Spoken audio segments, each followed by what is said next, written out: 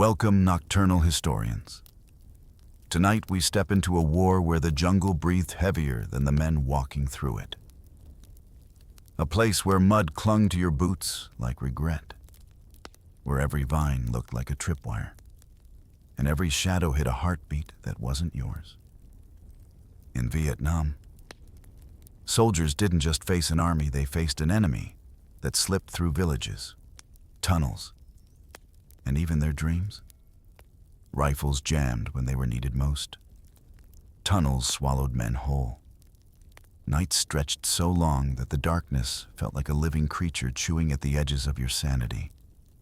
And the only thing louder than gunfire was the silence just before it. You won't hear parades or triumph here, only fear soaking the soil, and ghosts refusing to stay buried. If forgotten wars and restless spirits keep you curious, hit like and subscribe. And in the comments, tell me, what truth do you think Vietnam still isn't done whispering now? Dim the lights and follow me into the jungle, where the war never truly ended. Let's step softly into that memory. Your first step, a sinking motion. The mud, dark and rich, pulls at your boots like a living entity. It's not just dirt. It's a heavy, clinging embrace. Each squelch a soft, deliberate sound swallowed by the jungle's profound density. Imagine the effort, the subtle resistance with every lift of your foot, as if the very ground itself insists you belong to it now. This is a journey measured in the weight of each stride, a slow, deliberate dance with the earth. The air here is a thick, humid blanket, wrapping itself around your neck, a damp scarf that makes every breath a conscious effort, heavier than it should be. Each inhalation carries the scent of rotting leaves, a deep, earthy perfume of decay and rebirth, mingling with the wet, fertile soil beneath your feet. And beneath it all, a sharp, metallic tang, the clean, almost sterile bite of a freshly issued M16 rifle slung across your shoulder, a scent that clashes. A stark reminder of purpose amidst the ancient, organic breath of the forest. High above, unseen, cicadas buzz in broken, irregular rhythms, their mechanical chorus suddenly cut short, only to resume in a different patch of air. You listen, not just to the buzzing, but to the silence it leaves behind. A silence that seems to stretch, pregnant with something else, deeper in the trees, almost too faint to grasp. You catch soft, metallic whispers. Are they the sounds of insects, or something else? Something hidden and watchful. The canopy, a vast, interwoven tapestry of leaves and vines, twists tightly overhead, creating an eternal twilight. Even at noon, daylight is filtered and muted, transforming the world into a perpetual green gloom, a liquid light that seems to hold secrets in its very color. Your fingers instinctively tighten on the strap of your pack, and your mind wanders to the quiet. Unsettling rumors you've heard, whispers about the Viet Cong, stories passed in hushed tones of necklaces made not of beads or shells, but of human ears. The thought is a cold, sharp shard, cutting through the humid air, a stark contrast to the comforting weight of the new rifle in your hands. It feels solid, dependable, a promise of security. You have no way of knowing, in this moment, that this very reassurance will soon prove to be a cruel illusion, that this weapon, this protector, will betray you when you need it most. Ahead, the platoon leader, A figure etched in silent tension unfolds a map. You glimpse it. A paper landscape filled with vast, unsettling blank spots. Areas marked only with vague notations. Places no one truly understood. Territories still wild and undefined. Like the depths of an uncharted dream. The uncertainty of those blanks feels heavier than any marked terrain. A barely perceptible breeze stirs, carrying with it a thin, almost inaudible hiss. It's a sound that seems to emanate from the very fabric of the forest, like the jungle itself is letting out a slow, cautious exhale.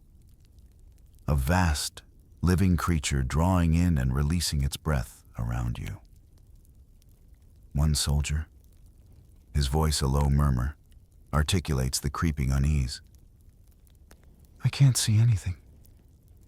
The man beside him, his voice equally quiet, almost a breath, replies, "That's the real problem." And then, the silence stretches once more, long and profound, as if the jungle is indeed listening, its myriad eyes unseen, its breath held, waiting for your next move. Then, the stillness shatters, not by a gunshot, but by a deeper vibration, a rumbling that begins in the distant air and quickly descends, shaking the very ground beneath your feet. The rhythmic thrumming of Huey rotor blades grows louder, drawing you, inexorably, towards a battle, an unknown confrontation that none of you are truly prepared for. The forest, that seemed to open like a mouth, now swallows the sound, pulling you deeper into its shadowed embrace. As the sound intensifies, you sense the world shifting, a quiet, terrifying acknowledgement that your journey here has only just begun. The descent of the Hueys is a raw, visceral experience. You are inside it, feeling the vibrations travel through your very bones, a powerful tremor that syncs your heartbeat to the relentless beating of the blades above.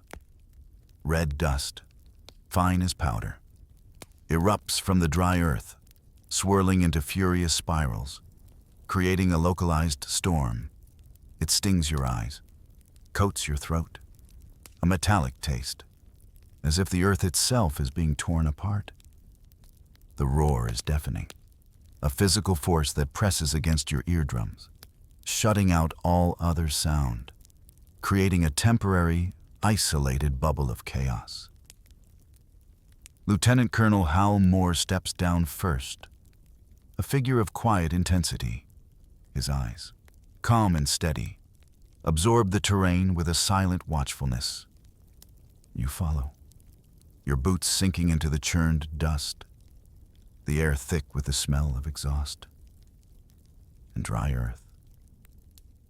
As the last man touches down, a chilling realization settles only 90. Americans are on the ground. You feel it in your gut. The vastness of the forest around you, swollen with an unseen presence.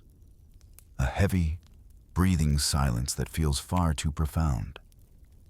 The air hums not with wind, but with an invisible tension. Then, a whisper, cold and dry as the dust, cuts through the fading roar of the departing helicopters. It comes from a captured North Vietnamese defector. His words a death knell in the oppressive heat. 3 regiments surround you. They have been waiting.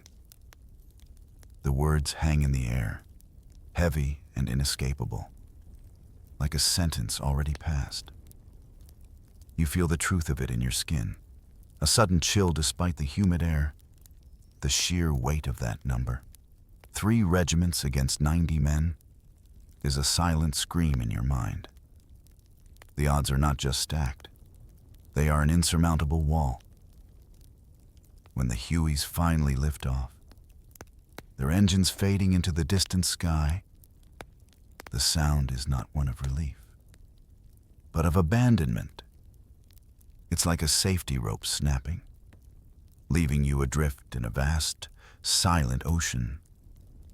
The jungle falls silent with an unnatural speed.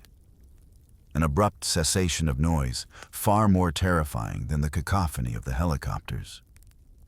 It's the silence of a beast pretending to sleep, its breath held, its eyes perhaps still open in the shadowed undergrowth. Even the blades of grass seem to tremble, not from any passing breeze, but from something creeping beneath them. You inhale deeply, hoping for some reassurance, but all you smell is the unmistakable, metallic scent of traps. Every rustle of leaves, every distant chirp, is now imbued with sinister possibility. More, his face a mask of determined concentration, tightens the formation, not out of rigid discipline, but because something in the woods is already tightening around you. An invisible net slowly drawing closed.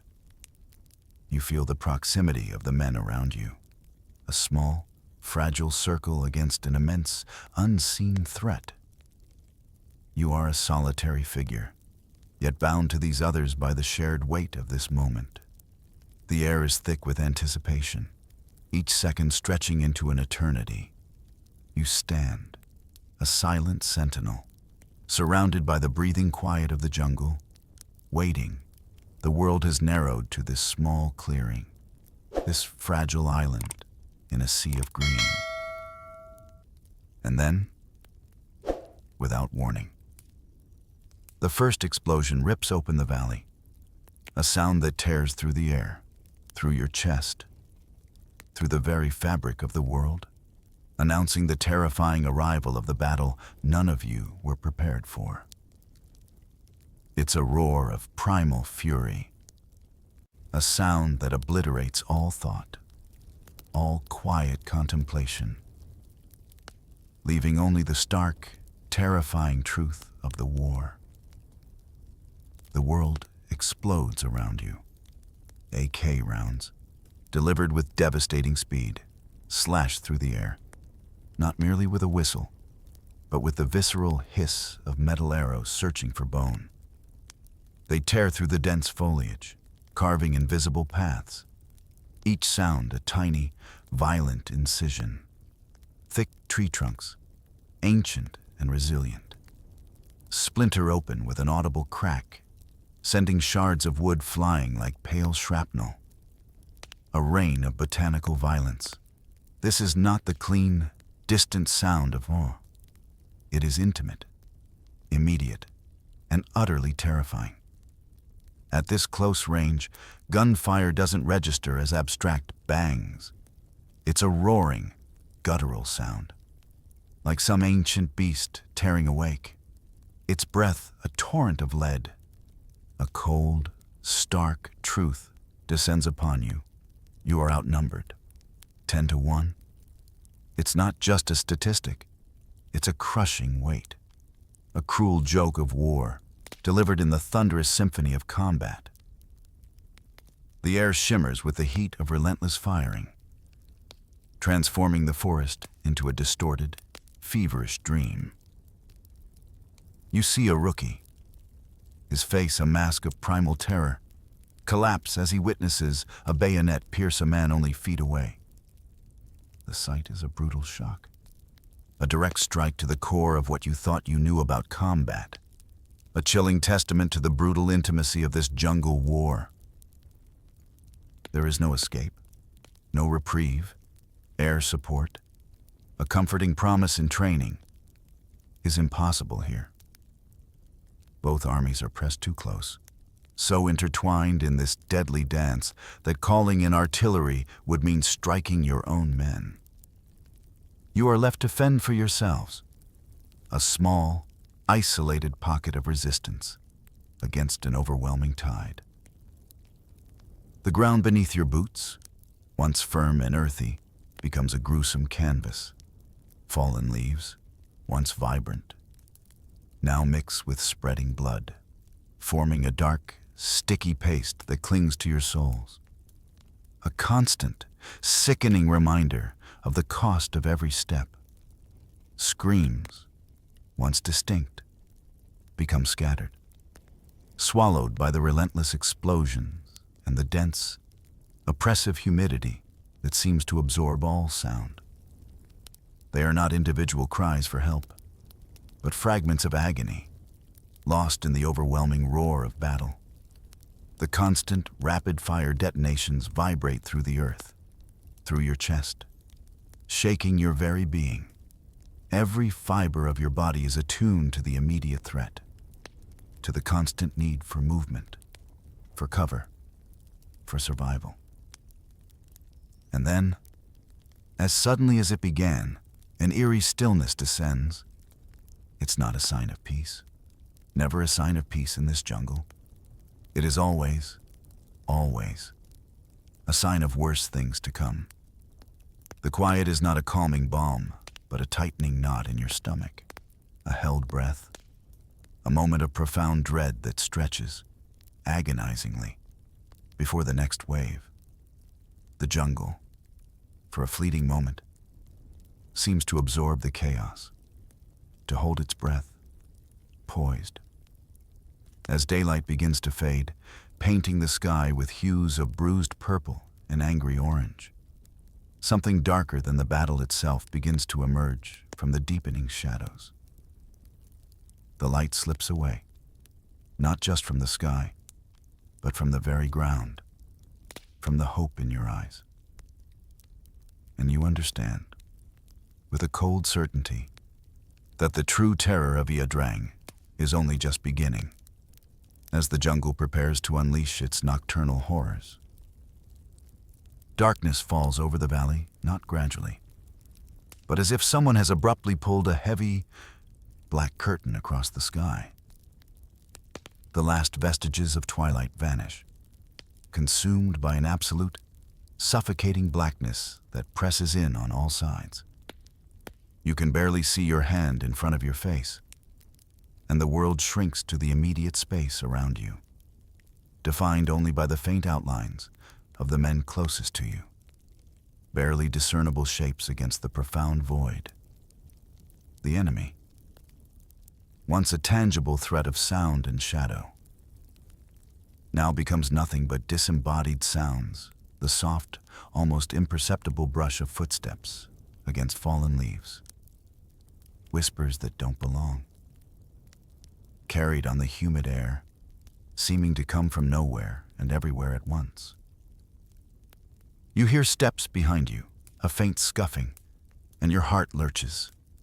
You spin around, rifle raised, every muscle tense, ready to fire into the abyss. But there is nothing there.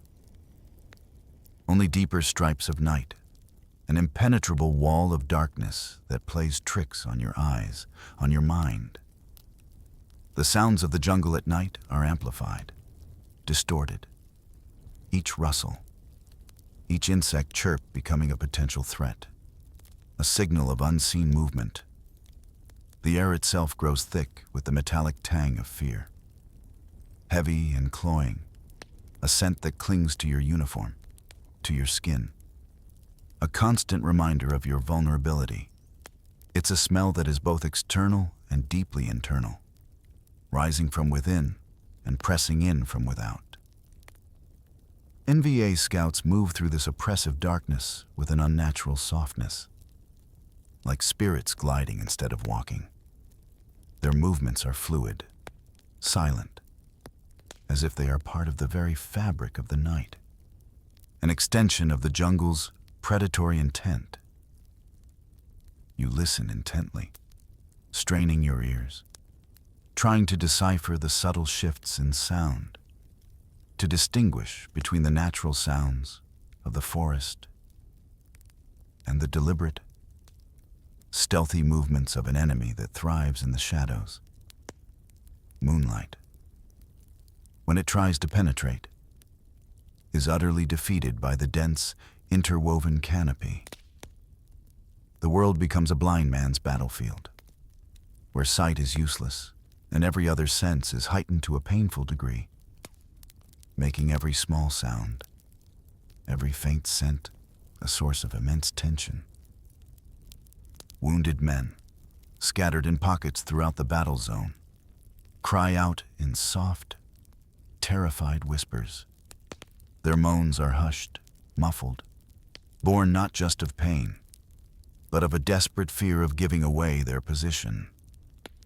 You hear them, and a profound sense of helplessness washes over you. The inability to reach them, to comfort them, to ease their suffering in this vast, unforgiving darkness. Insects, the constant background symphony of the jungle, stop chirping at odd, unsettling intervals, creating pockets of profound, unnatural silence, a silent alert, a primal warning that something is approaching. One soldier swears, in a voice barely above a whisper, that he heard a bayonet scraping slowly against bark, a chilling, deliberate sound that speaks of cold steel and closer proximity. It's a sound that gnaws at the edges of your sanity, a reminder of the brutal, intimate nature of the enemy. Every shadow seems to hold a shape, every rustle a movement. You press yourself against the damp earth, rifle clutched tightly, your heart a frantic drum against your ribs. The minutes stretch into hours, each one an eternity, each one filled with an unbearable tension. Dawn, the promise of light, feels impossibly far away, a distant, unreachable hope in this suffocating blackness. You yearn for its faint, gray light, for the slightest hint of visibility, for a moment of reprieve. But the night is a relentless tormentor, holding you captive in its grip, a cold, heavy blanket of fear. And when dawn finally begins to break, bleeding slowly into the bruised sky, it doesn't bring the promised relief, but only the chilling realization that the night, in all its terror, was merely a prelude to a worse ambush, a fresh wave of brutality waiting to erupt with the rising sun. As the first light barely pierced the canopy, you moved, a long, weary column of men, through the thin, deceptive forest, unaware, utterly unaware, that with every quiet step, you were descending deeper into a fully prepared kill zone. The air, still damp from the night, seemed to hold its breath, a false calm before the storm. You walked, your senses dulled by exhaustion, your mind already reeling from the previous night, into a meticulously crafted trap. The first explosion ripped through the air with a force that obliterated everything in its path, tearing bodies apart with a sickening, wet force, bones cracking like dry branches under a heavy boot. It was instant, indiscriminate chaos, a sudden, horrifying eruption of violence that left no time for thought, only primal reaction. 70 Americans died within minutes. So swiftly, so brutally, that many never even saw the enemy, their lives extinguished in a blinding flash of fire and shrapnel. The sheer speed of the slaughter was a horrifying testament to the precision and lethality of the ambush. Smoke, thick and acrid, billowed upwards, a dark, choking cloud that carried with it the unbearable stench of gunpowder and burning flesh. It clung to your throat, burned your eyes, and filled your lungs, making every breath a torment. You crawled, or tried to, over the fallen forms of your comrades. A desperate, instinctual movement to escape the inferno. But with every desperate scramble, you seemed to sink deeper into the inescapable embrace of the trap. The ground became treacherous, slick with blood entangled with the dying, a landscape of agony. The NVA, hidden in strategic positions, fired down from above, their bullets echoing like loose stones rolling through a canyon, a relentless, deadly hail that rained down from unseen perches. There was no clear direction to the assault. It came from every angle, an overwhelming, suffocating embrace of fire. To add to the chaos, a fallen radio lay shattered nearby, its broken silence making artillery support nearly impossible. You were on your own, isolated, a small, vulnerable target in a vast, indifferent landscape. The forest, once a sprawling expanse, seemed to shrink around you, tightening its grip like a clenched fist, pressing in, leaving no room for escape, no clear path to safety. Each meter forward, each desperate attempt to advance or find cover, felt like moving inside a nightmare where time itself thickened like syrup. Every second stretched into an agonizing eternity. Every movement was an immense effort against an unseen force that pulled you back, held you captive, the soil beneath your feet, already churned and ravaged, darkened further under the spreading blood, turning sticky, metallic. A gruesome testament to the relentless, brutal cost of this engagement. The terror was not just in the explosions or the gunfire, but in the slow, agonizing realization that you were caught, hopelessly entangled in a web of death. As the hours dragged on, each one an eternity of fear and pain, the horrifying truth began to dawn upon the Americans. You were not simply fighting an army with uniforms and clear objectives. You were fighting a shadow, an enemy that appeared and vanished, an elusive, shapeless force that seemed to melt into the jungle itself. This realization was more chilling than any direct confrontation. For how do you fight a shadow? How do you defeat an enemy you can barely see? An adversary that moves with such fluidity and stealth. This was a new kind of war, a war against an intangible, terrifying presence.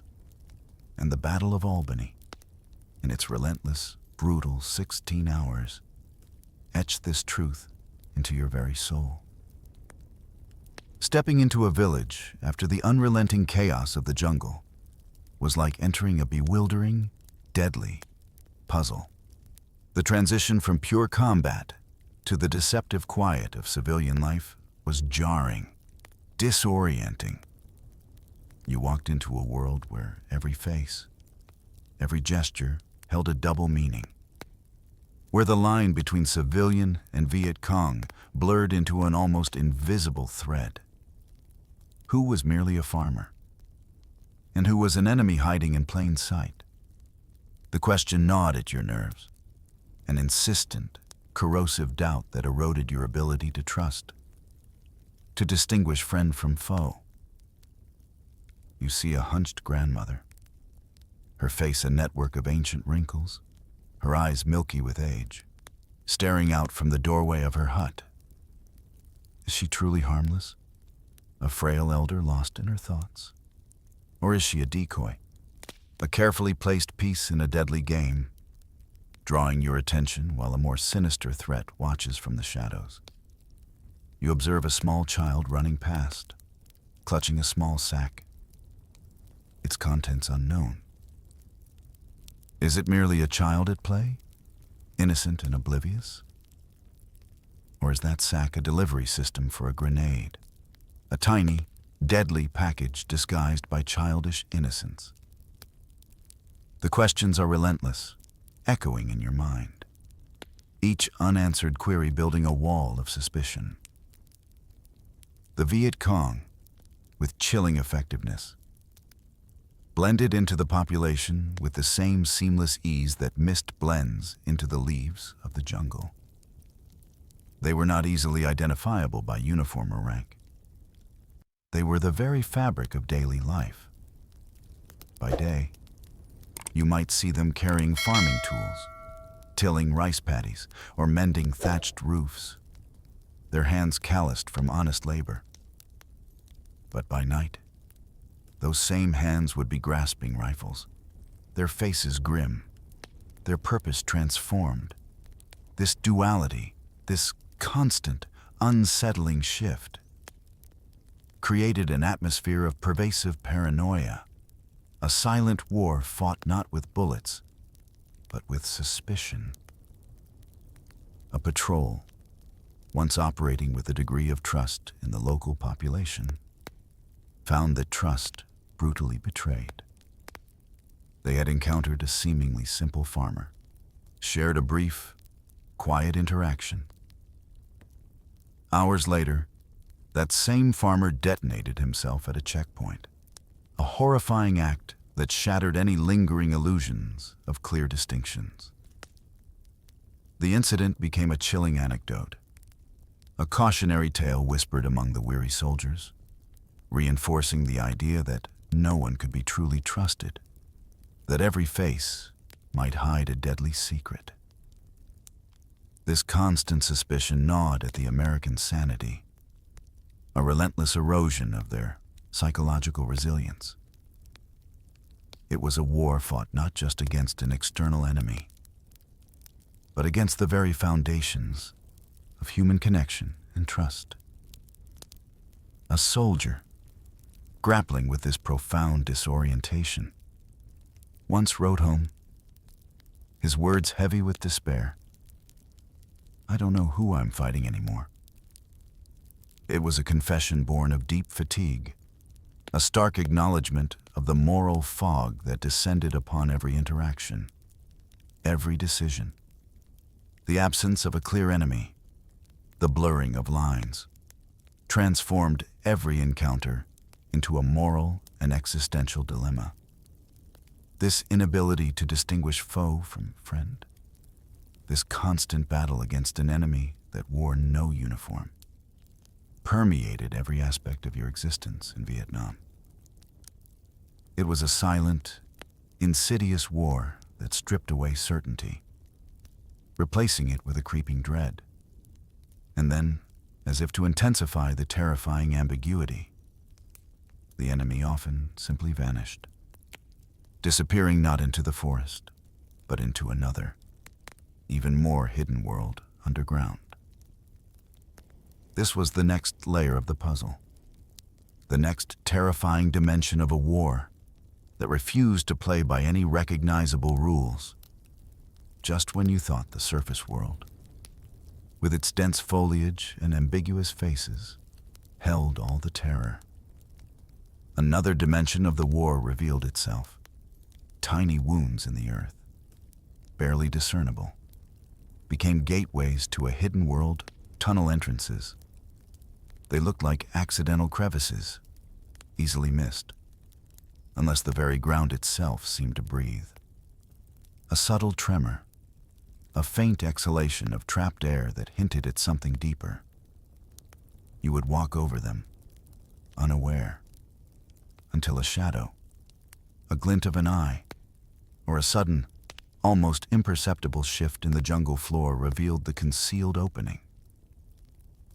The air inside these subterranean passages was a suffocating shroud, stale and heavy, tasting of ancient soil, of damp earth that had not seen the sun in decades, of human sweat, and most potently, of buried fear. It clung to your tongue, filled your nostrils, a constant reminder of the profound darkness and confinement.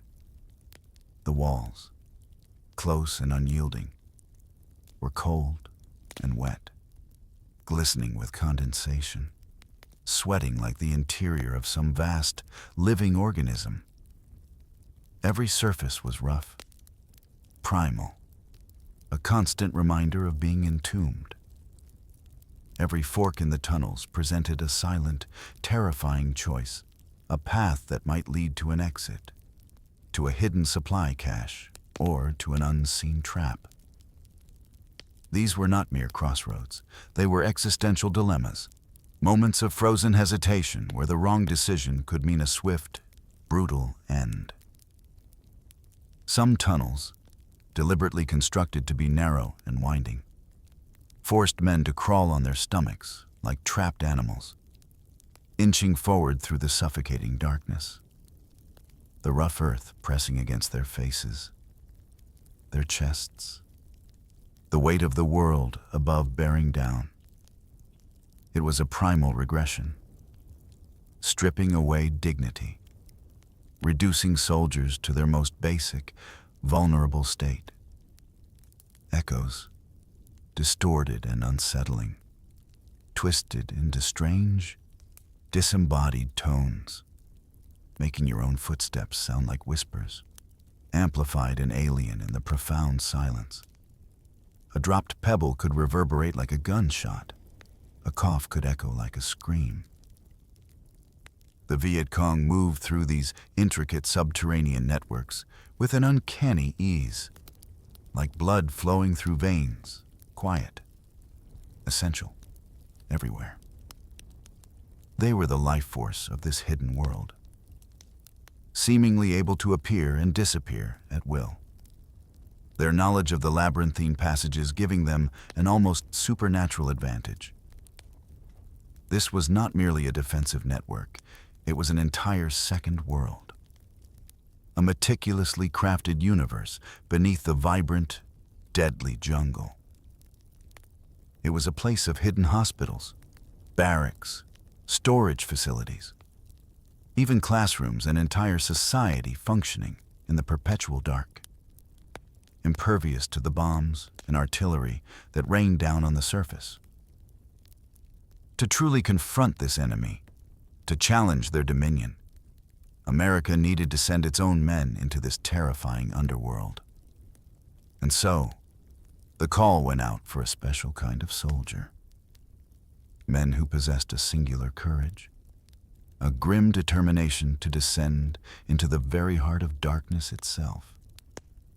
America needed men who could slip into the profound blackness, to confront the unknown horrors that lurked beneath the earth. It was a task that went against every natural instinct, a journey into claustrophobic terror, a desperate attempt to match the enemy on their own, terrifying ground. These were the tunnel rats, the chosen few, destined to crawl through the night and face the second world beneath the jungle. They were chosen, these few, for a specific, almost perverse, characteristic: their size. Small, compact, lean almost as if engineered by fate for the unique horrors of the underground. Their stature, often a disadvantage in other aspects of life, became their grim qualification for a mission that defied all natural instinct. You imagine yourself among them, preparing for the descent, your heart a slow, heavy drum against your ribs.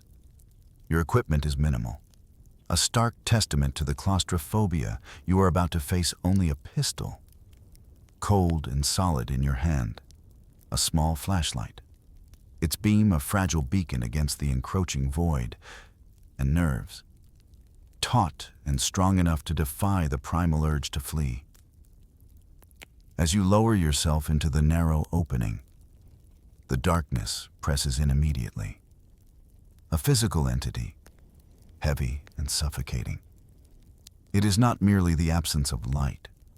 It is a profound, active blackness that seems to absorb all sound, all hope. You can hear your own pulse, a frantic, rhythmic tapping in your ears, amplified by the close confines. The air, already stale and thick, becomes thinner with every foot you crawl forward, making each breath a shallow, labored affair. Your vision blurs at the edges of the flashlight's beam, playing tricks, turning shadows into lurking shapes, dust motes into unseen enemies. Some soldiers, their senses honed to an impossible degree by the constant threat, claimed they could hear enemy breathing before they ever saw a face.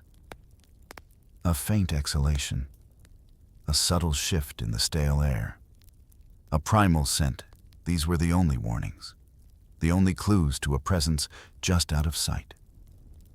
A breath away. Every movement is deliberate, agonizingly slow. You probe the darkness ahead with your hand, feeling for hidden tripwires, for unseen drops, for the telltale shift in the earth that signifies a trap.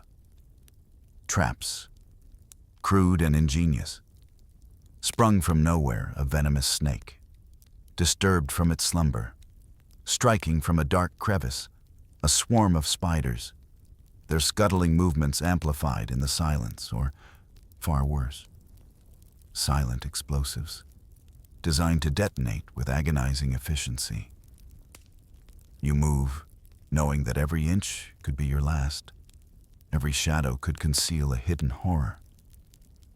There is a story, whispered in hushed tones among the tunnel rats, of one man, bitten by a venomous creature in the absolute dark, having to bite down on his own hand, so hard that he tasted blood, just to keep from screaming, to suppress the primal cry that would give away his position, betraying himself and his comrades. Oxygen thins further, the air growing heavy, making your head light. Time bends strangely in this oppressive dark, stretching into an eternity, yet simultaneously racing as you fear discovery. Men lost all sense of orientation, forward and backward becoming the same direction, left and right dissolving into an endless, disorienting maze. The tunnels twist and turn, featureless and identical, a physical manifestation of psychological torment. You are alone, utterly alone, in the earth's cold embrace, navigating a terrifying labyrinth where every shadow holds a potential enemy, every sound a threat. And yet, in this profound darkness, a strange, desperate ingenuity was born. The U.S. military, recognizing the deep-seated cultural beliefs of the Vietnamese, began to craft its strangest, most ethereal weapon, fake spirits. It was a psychological war fought not with bullets, but with whispers from the grave. An attempt to weaponize the very fear that stalked the tunnel rats in their underground world. The darkness, which consumed all, would now also carry the ghostly voices of the dead. A new layer of terror designed to break the enemy's will. From the claustrophobic depths of the tunnels, the war shifted into the unseen, the realm of belief and superstition. Imagine the scene: loudspeakers, hidden deep within the jungle foliage, suddenly crackled to life in the dead of night, not with commands or gunfire, but with eerie, disembodied voices, whispering from the darkness, "I am dead. I am cold. It is you who must follow me." The words drift through the humid air, chilling to the bone, even for those who created them. These were moans, amplified and distorted, echoing as if drifting from forgotten graves, sounds that seemed to rise from the very earth itself, carrying the weight of ancient grief. Children cried for parents, their high-pitched wails piercing the quiet night.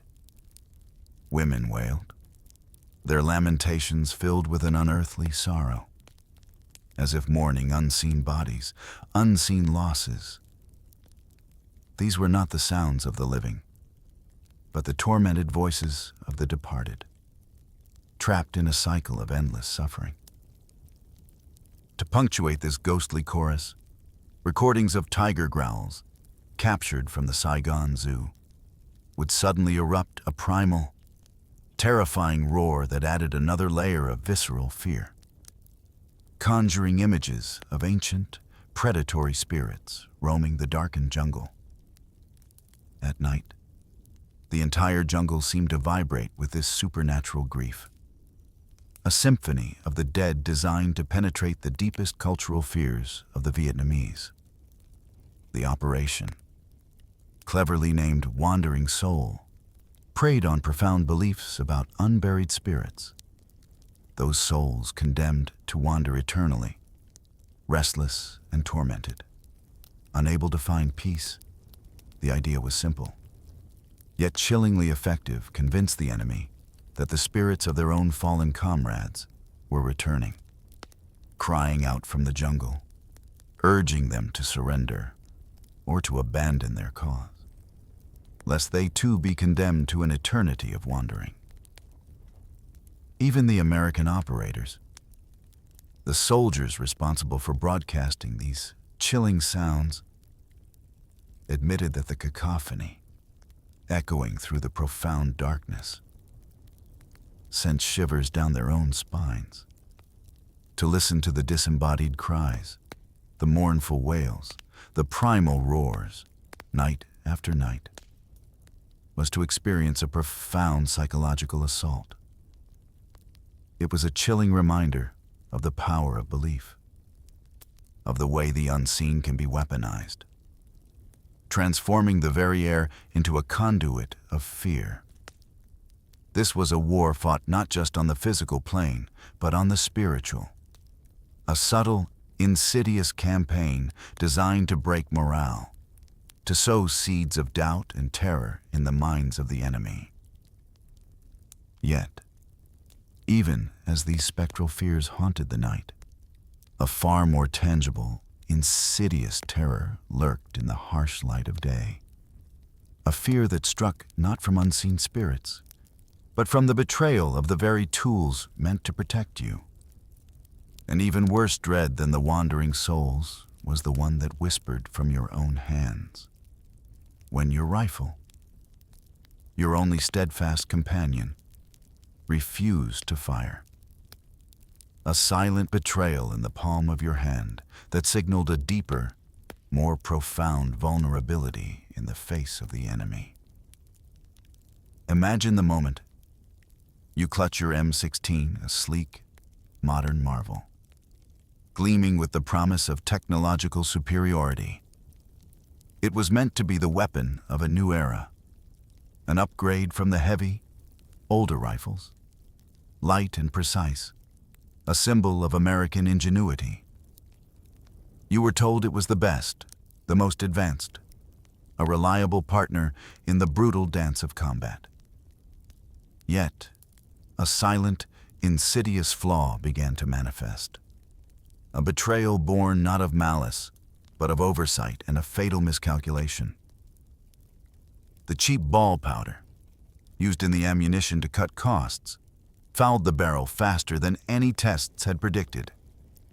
It left a corrosive residue, a gritty, insidious buildup that choked the delicate mechanisms of the rifle.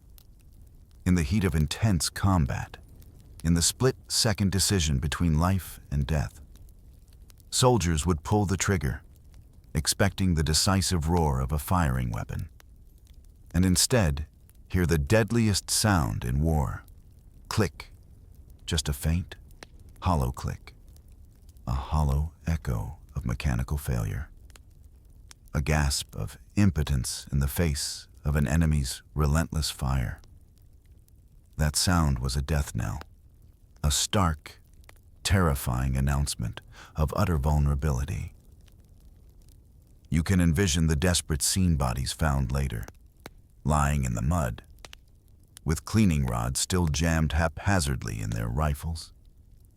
Crude, last-ditch attempts to clear the jam, to bring the weapon back to life, to survive for just another moment. These were silent testimonies to a desperate struggle against a failing piece of equipment, a cruel, ironic twist of fate that turned a tool of survival into an instrument of despair.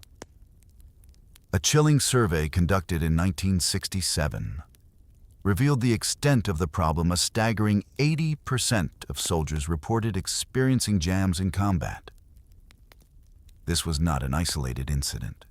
It was a systemic failure, a widespread betrayal of trust.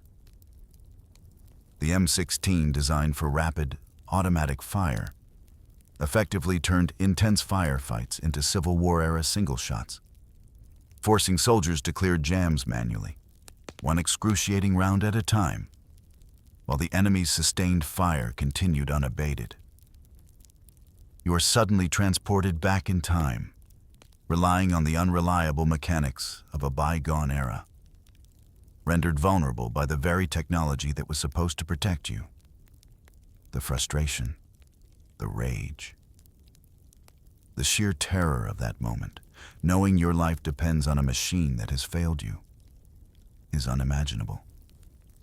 In a desperate act of survival, many Americans, facing the repeated failures of their own advanced weaponry, began to scavenge and use captured AK-47s from the enemy. The irony was bitter, palpable. To survive, you had to rely on the weapon of your adversary, a testament to the M16's disastrous unreliability. The smooth, dependable action of the AK-47, even in enemy hands, became a symbol of a functionality that your own advanced weapon lacked. It was a stark, humiliating truth that underscored the profound betrayal. And while these mechanical failures created a terrifying vulnerability on the battlefield, the war itself was weaving a different kind of betrayal, leaving behind another group of unintended victims. Not weapons, but children, born of conflicting allegiances and desperate circumstances, caught in the crossfire of identity, while your rifle betrayed you in the heat of battle. A generation of children, the silent progeny of war, were left drifting between nations, between cultures, between the very notions of belonging. Their futures as uncertain as the next click of a faulty rifle. Amidst the roar of helicopters and the tremble of distant artillery, a new generation was born. Unintended consequences of a war that scarred more than just the land. These were the children of the dust, the Amerasians. Their earliest memories were steeped in the cacophony of conflict, a world where the air vibrated with the unseen tremors of battle, and the sky was often filled with the menacing churn of rotor blades. They came into existence in a time of profound division, and their very being embodied that division. To Vietnamese society, with its deep-seated traditions and fierce national pride, these children resembled the enemy. Their mixed features, a blending of Asian and American heritage, marked them as foreign, as outsiders, as a constant, visible reminder of the foreign presence that had brought so much devastation. To America, a nation weary and eager to forget the painful chapters of Vietnam, they represented a war it desperately wanted to erase from its memory. They were a living, breathing testament to an inconvenient truth, a difficult legacy. Their mixed features were not subtle.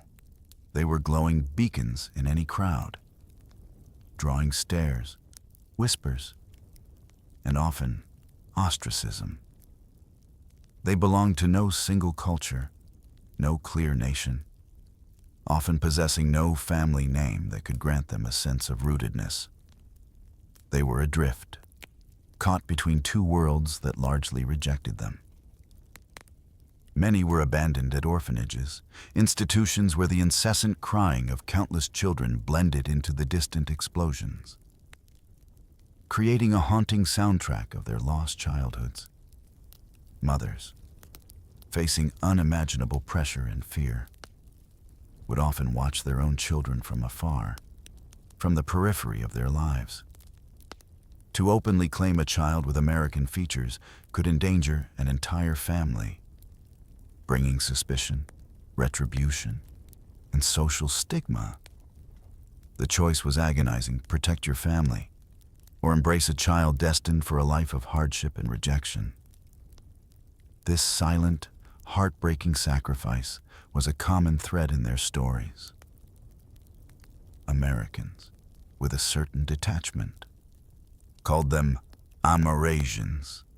Locals, with a poignant accuracy, called them dust children, drifting aimlessly, with no fixed home, no firm ground beneath their feet, caught in the winds of war's aftermath.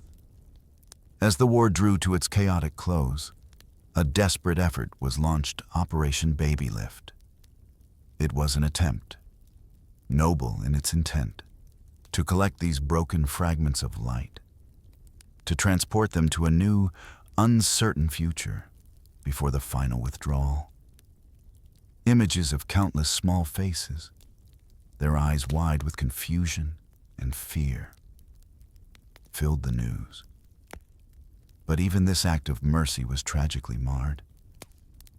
The very first plane, overloaded and ill-fated, crashed minutes after takeoff, killing 138 people, many of them children, their innocent lives extinguished before they could even begin their new journey. Survivors, carrying not just their meager belongings, but questions no one would ever truly answer, boarded later flights. They were children destined for lives marked by longing, by a search for identity, by the silent echoes of a war they had been born into.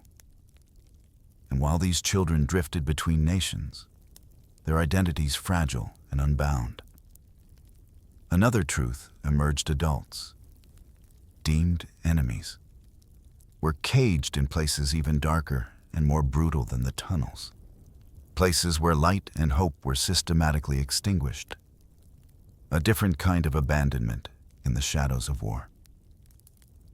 As if the jungles and the psychological torment of the battlefield weren't enough, another layer of human cruelty was revealed. Hidden away on a remote island, Con Dao. Here, the very notion of confinement was stripped to its most brutal essence: the tiger cages. Imagine yourself compressed, not just into a small cell, but into a cage barely large enough for a single person, yet forced to hold several at a time.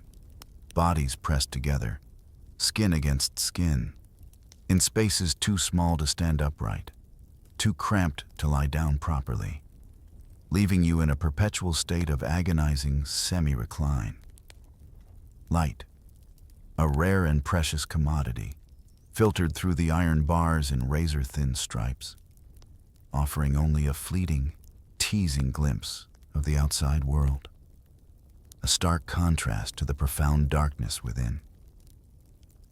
The air in these cages was a palpable assault on the senses, thick and suffocating. It reeked of stale sweat, the cloying, antiseptic smell of lime powder, and the metallic tang of rust from the corroding bars. It was a smell that permeated everything, clinging to your clothes, your skin, your very breath, a constant reminder of your desperate situation. Guards, moving with casual indifference, would sprinkle quicklime into the cages from above. You can almost hear the hiss as it landed on skin, burning like acid rain, creating open wounds, blinding eyes, adding another layer of torment to the already unbearable conditions. Disease, tuberculosis, festering infections, relentless parasites spread like wildfire in the dank. Crowded darkness, unchecked and untreatable. Your body, already weakened by starvation and lack of movement, became a breeding ground for suffering, a vessel for a myriad of agonizing ailments. Some prisoners, driven by the most primal instinct for survival, would resort to eating grass, pushing their faces through the cracks in the concrete floor, desperate for any shred of greenery, any sign of life, just to stave off the gnawing hunger.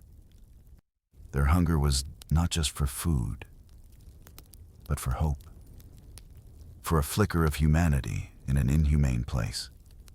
This grim determination, this desperate struggle for a single blade of grass, spoke volumes about the conditions they endured.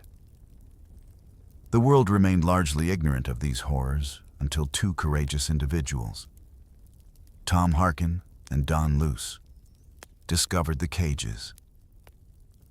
You can almost feel their hands trembling as they took clandestine photographs, each click of the shutter a defiant act against the profound evil they witnessed.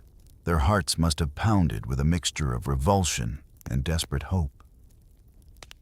Official reports, predictably, attempted to hide the truth, to bury the evidence of such egregious human rights abuses. But the photographs, small and tangible, escaped their cages, carried by the wind of truth, and began to speak for themselves. The tiger cages, with their brutal simplicity and profound cruelty, became chilling symbols of a war that stripped away not just life, but humanity itself. They were a testament to a cruelty that required no weapons, no advanced technology, only the cold, unfeeling indifference of one human to another. Yet, even as these cells held their victims in brutal confinement, outside these walls, another American unit, shrouded in secrecy, was unleashing its own brand of terror, free and unchecked, moving like a shadow with teeth through the villages and forests of Vietnam. Beyond the suffocating confines of the tiger cages, another, far more insidious terror stalked the land. It was born from a chillingly simple idea: fight guerrillas like guerrillas. This unit, known as Tiger Force, a shadow with teeth, was meant to be an elite, adaptable force, capable of operating deep within enemy territory. But in their grim determination to mimic the enemy's ruthlessness, they soon crossed every moral border, dissolving the very fabric of military conduct and human decency. You feel the cold dread of their passage, an invisible wave of fear preceding their arrival. They moved like ghosts through the villages and forests, leaving no discernible footprints, only the indelible trauma of their actions. Their methods were not just unconventional, they were monstrous. Scalping. The gruesome collection of human ears fashioned into necklaces, these were not tactics, but rituals of madness. Acts far removed from any recognizable military strategy. They were symbols of a profound dehumanization, a descent into a brutal, primal form of warfare, where the lines of civility and sanity were utterly erased. For Tiger Force, the distinction between civilians and combatants blurred into the same, indistinct target: a farmer working his field, a mother with her child, an old man resting in his doorway, all became potential enemies, their lives forfeit in the haze of unbridled aggression. Their leader, a figure of chilling notoriety, relished the nickname Ghost Rider, a moniker more fitting for nightmares than for a commander of soldiers. It spoke to the terrifying, elusive nature of their operations, leaving only fear and devastation in their wake. Their kill count was staggering, a grim testament to their unchecked brutality. In 1967 alone, they were credited with exceeding 1,000 kills, a number that painted a horrifying picture of their widespread rampage. A medic, witness to their operations, estimated 150 kills in a single month. A stark, chilling statistic whispered in hushed tones, revealing the scale of their destructive path. These were not battles. They were massacres, perpetrated under the cloak of war. Secret investigations, initiated quietly by military authorities, confirmed much of the chilling testimony. The stories, once dismissed as rumors, were tragically true. But in a desperate attempt to suppress the truth, files mysteriously disappeared, records were purged, and evidence was systematically erased. No one was ever prosecuted for these heinous acts. Instead, some members quietly resigned, effectively rewarded by the deafening silence of official complicity. The truth was buried, deemed too damaging, too horrifying for public consumption. But time, in its relentless march, has a way of digging everything back up. In 2003, a small newspaper, driven by an unyielding commitment to justice, began to unearth the forgotten details, painstakingly piecing together the fragments of a dark past. Their courageous investigation woke old bones, disturbing the long-held silence, forcing the truth of Tiger Force to finally emerge from the shadows. And with this unraveling of truth, America was forced to confront a cracked reflection of itself. A painful realization that the war was not just being fought on foreign soil, but was deeply scarring the soul of the nation itself. Before Vietnam, the distant echo of war had been a different sensation for most Americans.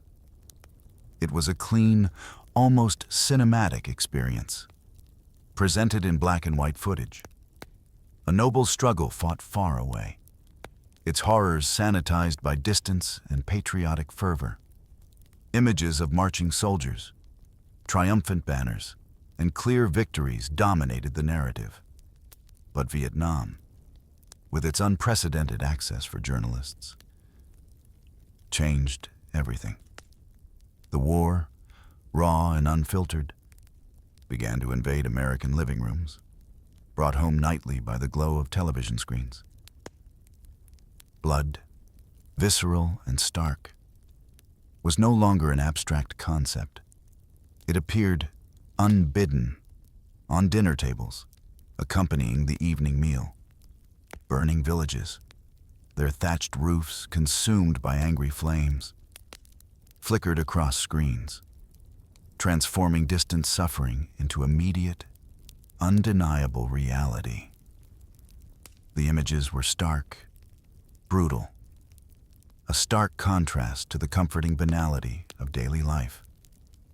Mothers, watching these horrifying scenes unfold, would instinctively hold their teenage sons closer, their voices hushed with a primal fear as they whispered, "Why there? Why now?" The questions were not just about strategy or politics. They were deeply personal, existential pleas born of terror and love. The revelations of the war's brutality, its lack of clear objectives, and its seemingly endless cost, unleashed a torrent of dissent. Letters of anguish and protest flooded Washington, not like gentle rain, but like a second, overwhelming monsoon, washing away the calm veneer of political discourse. University campuses, once bastions of quiet academia, erupted into waves of passionate dissent. Vibrant and vocal demonstrations that challenged the very foundations of government policy. The youth of America, witnessing the war's stark reality, found their voices, demanding answers, demanding an end to the madness. Some voices, desperate to explain the loss of public support, claimed that television itself lost the war. But the truth was far more profound. Television did not create the failure. It merely revealed a war already lost, not on the battlefield, but in spirit, in the hearts and minds of the American people. It exposed the stark disconnect between official pronouncements and the brutal reality on the ground, a chasm that grew wider with every nightly newscast. The military, once confident, began to realize it was fighting an enemy unlike any before, an enemy with no clear front lines, no obvious center to strike, an elusive, shapeless adversary that defied conventional warfare. Trust, the unspoken bedrock of any war effort, eroded steadily, silently, like sand beneath a constant tide. A war, any war, cannot survive without the belief of its people, without their unwavering support and conviction in its purpose. And in Vietnam, that belief fractured, crumbled, and ultimately vanished. Even after the silence finally fell over the jungles of Vietnam, a fragile, uneasy quiet that signaled the official end of hostilities. The ghosts of the war refused to stay buried. They followed the soldiers home, settling not just in their memories, but in the very fabric of their daily lives, manifesting in ways that were both subtle and profoundly debilitating. The war, though officially over, refused to release its grip. For many veterans, the jungle wasn't left behind in Southeast Asia. It followed them home, an invisible, insidious presence. The profound silence that fell over the battlefield merely shifted, taking root within their own minds, transforming their inner landscape into a perpetual war zone.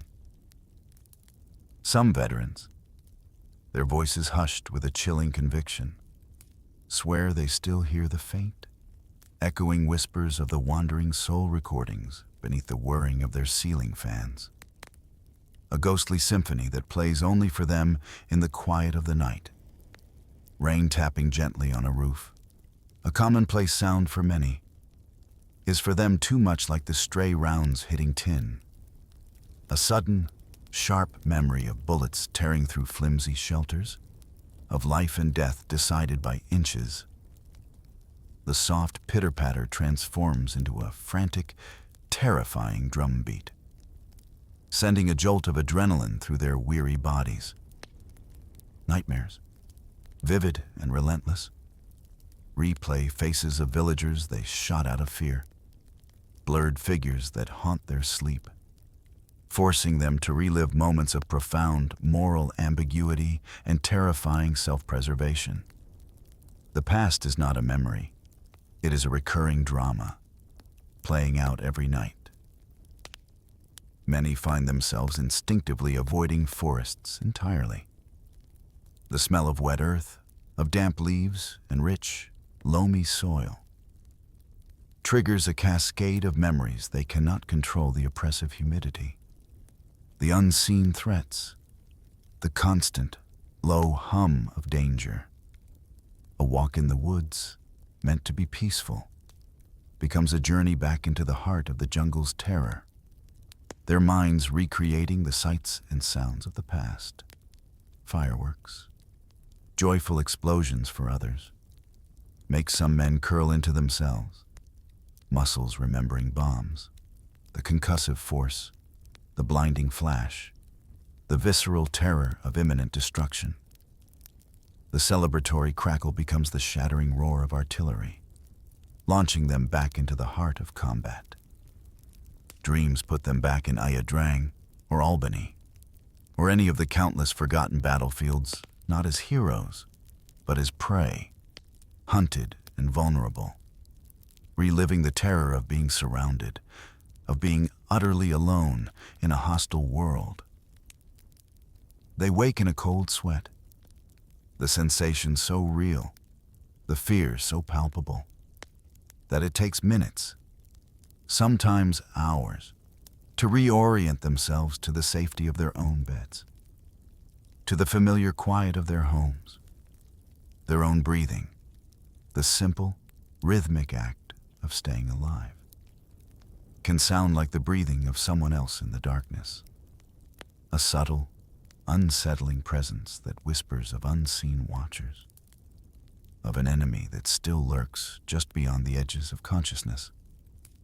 This was PTSD, a silent, invisible wound, a forest that followed them home, its roots deeply embedded in their psyche. But the war had not only scarred the returning soldiers, it had carved an equally deep, perhaps even deeper, wound into the very land and people it was fought over. The jungles and villages of Vietnam bore witness to a suffering that was widespread, enduring, and utterly devastating, leaving behind generations marked by absence and loss. While the returning soldiers carried their invisible jungles, the actual villages of Vietnam bore witness to a different, equally profound scarring. The war had ripped through their fabric, leaving behind a devastation that was both physical and deeply societal. Entire male generations vanished within months, swallowed by the insatiable maw of conflict. Sons, fathers, brothers, their lives extinguished on countless battlefields, leaving behind communities populated almost entirely by women, children, and the elderly.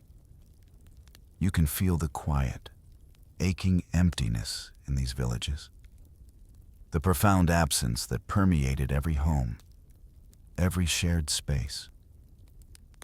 Rice fields, the very lifeblood of their existence, were no longer smooth, fertile expanses. They were cratered into hollow bomb scars, grotesque pockmarks on the face of the earth, reminders of the endless bombardments. The land itself was wounded, its ability to sustain life severely hampered, its beauty marred by the brutal imprints of war. Children, born into this landscape of devastation, played innocently in abandoned tunnels, unaware that the earth beneath them had once screamed with terror and the clang of unseen battles. To them, these were merely intriguing holes in the ground, places for games, not tombs of forgotten horrors. Villages, once bustling with life, now held rows upon rows of anonymous graves. Too many to name, too many to mourn individually. They were marked only by simple stones or wooden markers, a silent testament to the overwhelming scale of loss. The gunpowder, once thick in the air, eventually washed away, carried off by the monsoon rains. But the grief, heavy and omnipresent, did not. It clung to the air, to the memories, to the very stones of the village. A perpetual cloud that would linger for generations. Homes, once vibrant with the sounds of family, fell into a quiet too heavy for one lifetime. The absence of men, of their laughter, their labor, their presence, created a profound void that echoed through every room, every path. Some mothers, carrying a silent, enduring hope against all odds, kept their sons' uniforms in wooden chests for 40 years, carefully folded, meticulously preserved. They waited, not just for a return that would never come, but for a recognition, a memory, a moment to acknowledge the lives that had been lost. Their act of waiting was a profound testament to enduring love and unresolved grief. This was the enduring legacy of the war on the Vietnamese people, a devastation that went far beyond the immediate casualties. It was a societal wound, a cultural rupture, a deep and pervasive sorrow that settled into the very soul of the nation.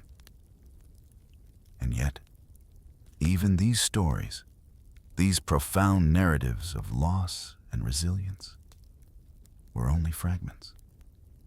There were deeper truths, whispers carried on the wind that never made it to paper. Tales of immense sacrifice and hidden suffering that remained unrecorded, buried beneath the weight of official narratives. Beyond the official reports and the documented battles, there existed a vast, shadowy realm of unrecorded truths. Stories that never made it to paper, kept silent by circumstance, by design, or by the sheer overwhelming chaos of the war. Small ambushes, swift and brutal, vanished from records because no one survived to report them. Entire patrols, entire moments of desperate combat, simply disappeared into the jungle's suffocating embrace. Their stories swallowed whole, leaving no witnesses, no official account. Only a blank space on a map, a lingering question in the minds of those who waited. The jungle, with its impenetrable density and unforgiving terrain, kept some men forever. Their remains, lost to the relentless growth, became one with the earth. Their final moments unmourned, their resting places unmarked. They simply ceased to exist in any official capacity, becoming part of the silent, enduring mystery of the war. During the frantic evacuations, as the conflict drew to its chaotic close, files were burned, documents shredded, leaving history with carefully crafted holes, deliberate omissions designed to erase inconvenient truths, to sanitize the narrative, to bury secrets too potent to ever see the light of day. Locals, those who lived through the daily horrors, told fragmented tales, whispered across generations, half memory, half wound. These were not coherent narratives, but mosaic pieces of trauma, vivid flashes of brutality, acts of kindness, and moments of utter despair, passed down with a quiet urgency. They were the unofficial archives, stored in the collective consciousness, resistant to the official attempts at erasure. Reports were edited, sanitized, cleaned of their shadows, stripped of the raw, uncomfortable truths that contradicted the desired narrative. The official versions became carefully constructed fictions, designed to manage public perception rather than reflect the complex, brutal reality. Both sides, in their own ways, held things they preferred to bury, secrets of brutality, of incompetence, of moral compromises made in the crucible of war. These were the unspoken pacts of silence, the collective amnesia designed to allow societies to move forward, to heal, or at least to pretend to. The weight of these unrecorded truths, though unseen, was profound, shaping the lingering resentments, the unspoken traumas, the subtle shifts in national psyche for decades to come. These truths lingered, like the scent of gunpowder that never quite dissipates, subtle yet persistent. They were the whispers carried on the wind, the untold stories waiting for an ear, the unacknowledged losses that pressed against the veil of forgetfulness. But time, in its relentless, patient way, has a profound capacity for disclosure. It is an archaeologist, sifting through the layers of dust and denial, slowly, inevitably, digging everything back up, bringing to light the fragments of history that were deliberately buried, allowing the past to finally speak again, with a quiet, undeniable voice. Despite the deliberate silences, despite the layers of denial and the burning of documents, history, like an ancient, patient spirit, began to speak again. It stirred from its slumber, prompted by the quiet, persistent work of those who refused to let the past remain buried. Journalists, like diligent archaeologists, sifted through forgotten documents, brushing away decades of dust, meticulously piecing together the old bones of forgotten events. Each rediscovered report, each unearthed memo, was a small victory against oblivion, a fragment of truth brought back into the light. Old veterans, their voices trembling with the weight of decades of unspoken memories, began to speak. They released their stories like trapped air, exhaling the burdens they had carried in silence for so long. Their words, raw and unfiltered, painted vivid pictures of events that had been lost to official narratives, personal testimonies that added a vital human dimension to the cold facts. The names, once whispered in hushed tones, began to resonate with new meaning. Tiger cages, baby lift, tiger force. Each resurfaced, not as abstract concepts, but as rusted relics of cruelty, shining with an uncomfortable truth, forcing a new generation to confront the darker chapters of the war. Photographs, once hidden, once denied, turned into undeniable testimony. A faded black and white image of a child on a crashed plane, a clandestine snapshot of emaciated prisoners in a cage, a blurry picture of soldiers with unsettling trophies. These images transcended language, defied rhetoric, and spoke directly to the conscience. They were irrefutable evidence, etching the reality of the war into the collective memory in a way that words alone could not.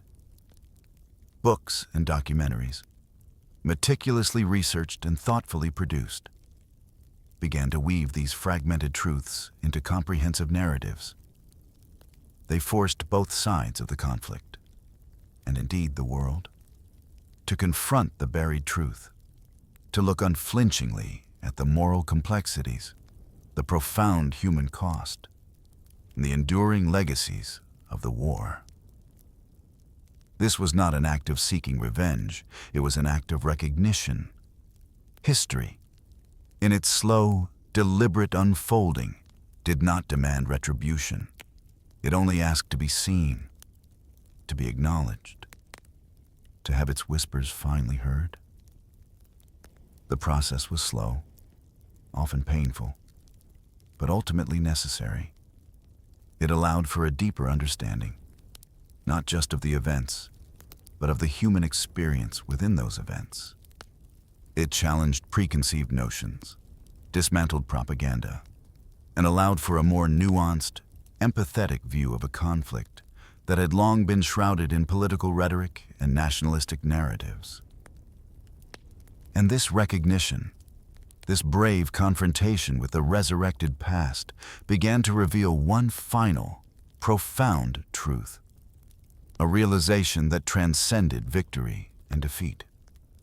A truth that held a mirror up to all who had been touched by the war. As history, painstakingly, began to speak again, a singular, undeniable truth emerged, rising above the clamor of political declarations and the fading echoes of propaganda. It was a truth so profound, so devastating, that it rendered all notions of victory and defeat utterly meaningless. No one won this war. There was no triumphant side, no party left untouched by the corrosive acid of conflict, no one who walked away unscathed. America, in its immense power and technological might, ultimately lost trust. Trust in its government, in its military, in its own moral compass. The faith of its people, once unwavering, was fractured, leaving behind a legacy of cynicism and division that would ripple through generations. North Vietnam, in its hard-won victory, lost its youth, entire generations of its finest young people consumed by the relentless fight. Their triumph was bought at an agonizing price, paid in the blood and sacrifice of countless lives. leaving a deep demographic scar on the nation. The Viet Cong, the elusive, determined guerrillas, achieved their revolutionary goals, but at the cost of their families, their homes, their very way of life.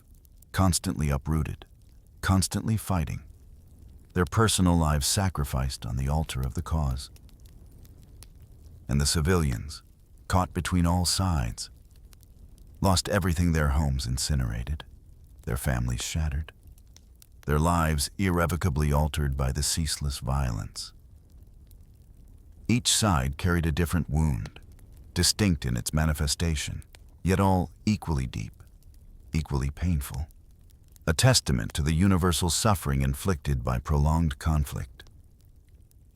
Trauma, the silent, invisible enemy, outlived the combatants themselves. It became a legacy passed down, a ghost in the machine of memory, shaping the lives of children and grandchildren who had never even heard a shot fired.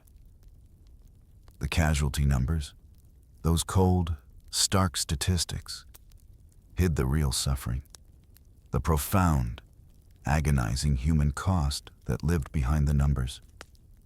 They could never truly capture the shattered lives, the missing limbs, the haunted eyes, the broken spirits that endured long after the last bullet was fired. War, in its brutal calculus, handed out no true medals, only scars. Scars on the land, scars on the soul, scars on the collective memory of nations. Even those deemed victors paid an immeasurable price, not just in blood, but in the enduring shadows that clung to their triumphs. A quiet understanding that the cost had been too great, the sacrifices too immense. There was no glory in this outcome, only a pervasive, aching sense of loss. A recognition that the tapestry of life had been irrevocably torn. And thus, with this profound realization settling over the ravaged landscapes and haunted memories, came the final question, a whisper that lingers long after the silence of conflict. Why tell this story at all? Why revisit such pain, such loss, such undeniable truth of devastation? It is a question that seeks not an answer of reason, but one of the heart. A quiet yearning for meaning amidst the chaos. Why tell this story at all? The question hangs in the air, a gentle echo in the stillness that follows such profound narratives of conflict. We tell it because history isn't merely a chronicle of events, a list of dates and battles. It is sensations, breath, and the subtle tremble inside memory. It is the feel of mud clinging to your boots, the humid air heavy on your skin, the metallic tang of fear, the sound of a rifle's click instead of a roar. These are the textures of the past, woven into the very fabric of our being, demanding to be felt, to be acknowledged. We tell it because war never truly dies. It merely sleeps, a dormant beast waiting for the right conditions to awaken. And each generation, in its own time, must check if it is stirred, if the subtle tremors of conflict are beginning anew. By understanding the whispers of the past, we hope to discern the stirrings of the present, to recognize the seeds of division before they bloom into another devastating conflict. It is a cautionary tale, a perpetual vigilance against the human capacity for destruction. We tell it because unnamed ghosts deserve someone to speak for them. The ones lost to forgotten ambushes, the ones whose records were burned, the children of the dust who vanished between cultures. Their silence is not consent to be forgotten. It is a plea for recognition, a yearning for their stories to be woven into the tapestry of remembrance. To speak for them is to grant them a measure of peace, to ensure their lives, however brief or tragic, hold meaning beyond their suffering. We tell it because the Vietnamese jungle witnessed more than any archive ever could. Its ancient trees, its deep rivers, its enduring soil absorbed the cries, the terror, the sacrifices, the unspeakable acts, and the quiet moments of resilience.